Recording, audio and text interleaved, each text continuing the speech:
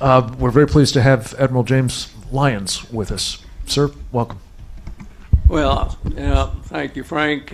Sorry I missed the earlier presentations due to my 3-hour and 20-minute commute this morning. But, as a number of you heard me say before, we've had many opportunities to change the course of history. And it hasn't mattered whether it's been a Republican or Democratic administration. We failed every one of them, starting with Carter, with the takeover of our embassy.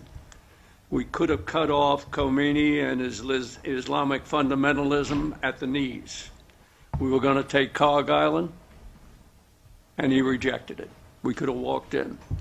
The next time was the Marine barracks bombing. And you all probably wonder why we never responded. I won't go into the long detail, but the guy that sabotaged the strike, and I'm glad you're all sitting down, was the Secretary of Defense. Not once, but twice. Reagan approved, the French wanted to do a combined strike, and Reagan approved it, and Weinberger wouldn't issue the order. I have personally talked to George Shultz and Bud McFarlane. They told me they pleaded with him, and he wouldn't do it. You have to say, who the hell got to him, or what got to him? I've never been able to get an answer on that. In the Gulf Tanker War in '87, we were going to bring down the Khomeini regime. And the guy that sabotaged, I had briefed Weinberger at my headquarters at Pearl Harbor that summer. And this was going to be in August of '87.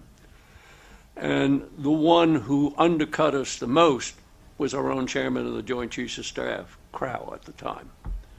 If you go forward and you look at, we shot down by accident that Iranian civilian airliner a few months later. And what did Khomeini do? He said, I'm drinking from the chalice of poison. And he said, I have to make a truce with Saddam Hussein because the Americans have shown they're coming in on Iraq's side. Well, think of what the hell we could have done had we executed the strike we wanted to do in August of '87. We all say we have to identify the threat. Well, I think the one who identified it the best was Erdogan from Turkey, when he said, Islam is Islam. There are no modifiers. Democracy is the train we ride to our ultimate objective. He couldn't have said it any plainer. And until you recognize that Islam is a political movement masquerading as a religion, you're never going to come to grips with it. And as far as a strategy, let me just conclude one thing.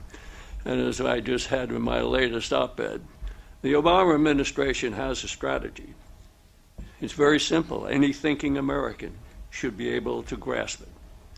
It's anti-American, anti-Western, it's pro-Islamic, it's pro-Iranian, and pro-Muslim Brotherhood. And with that, I'll yield the mic. Thank you, sir.